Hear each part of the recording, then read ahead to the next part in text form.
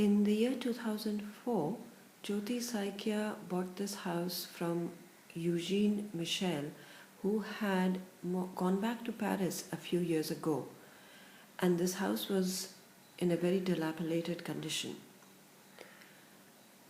By the year 2007, when she had a reasonable amount of funds to start the restoration work, she worked with Intach, specifically with Ajit, because we were very inspired by the work that he has been doing in Pondicherry.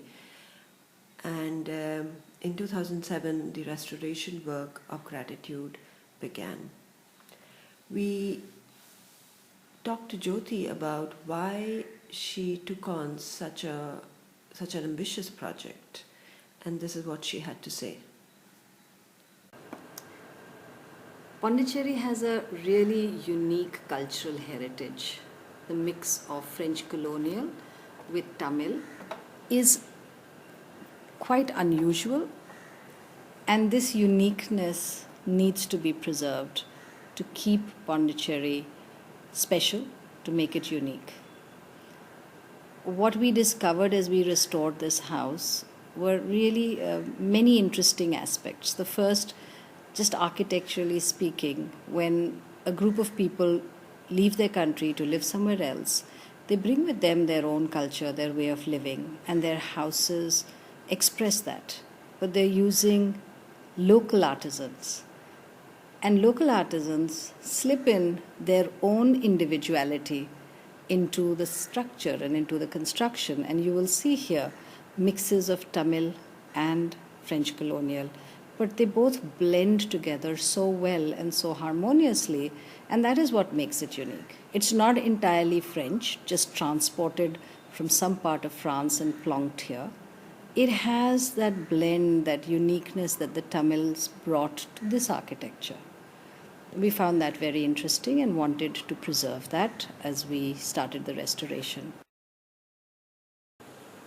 But I would say the core reason was mother's guidance and the aspiration to create beauty, because where she walks in beauty, and that really was our guiding force.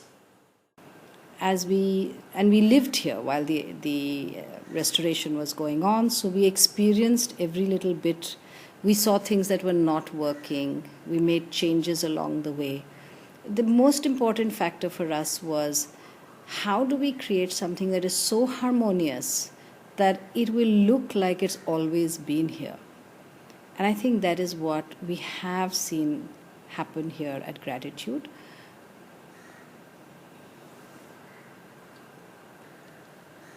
Beauty is the sum of its parts.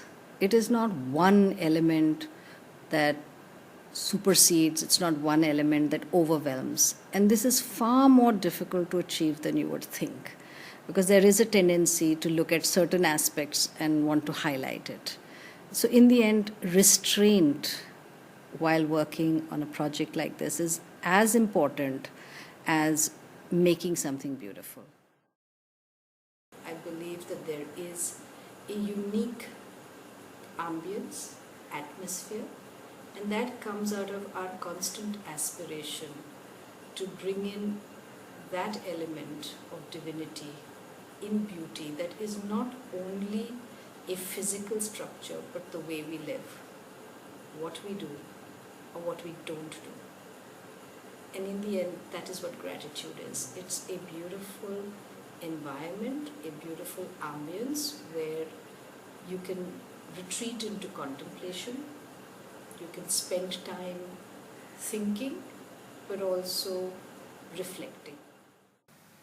When we started with the restoration of Gratitude, the first work that we had to do was to scrape every surface, wall surface, to see what was underneath, because there were many layers that had been applied in successive years, and it took us nearly 7 months to just scrape the surfaces. And then we had to remove all unnecessary bits and pieces which had come up over the years. Again, it was interesting to see what was below that surface. Through the monsoon, we observed where the leakages were happening from, and then we had to cut away a cross section of the terrace to understand the repairs that it would require. Existing doors and windows were blow-torched just to burn away the top surface of several years of paint, and it revealed a beautiful solid pieces of wood underneath that. Most of the doors and windows were thus remodeled. The windows posed a challenge as we had to keep the mosquitoes out, allow the light to come in, provide adequate amount of ventilation, and yet keep the cooling inside. The thickness of the walls gave us the scope to create very innovative windows which could actually provide us with all of that. The next few visuals will quickly take you through the entire process that we went through over a 3-year period.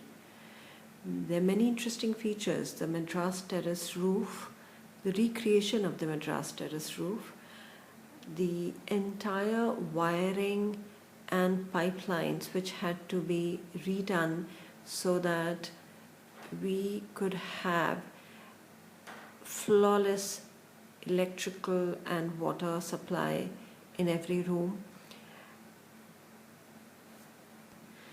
The choice and selection of different colors for the stucco finishes in different parts of the house, and so on and so forth.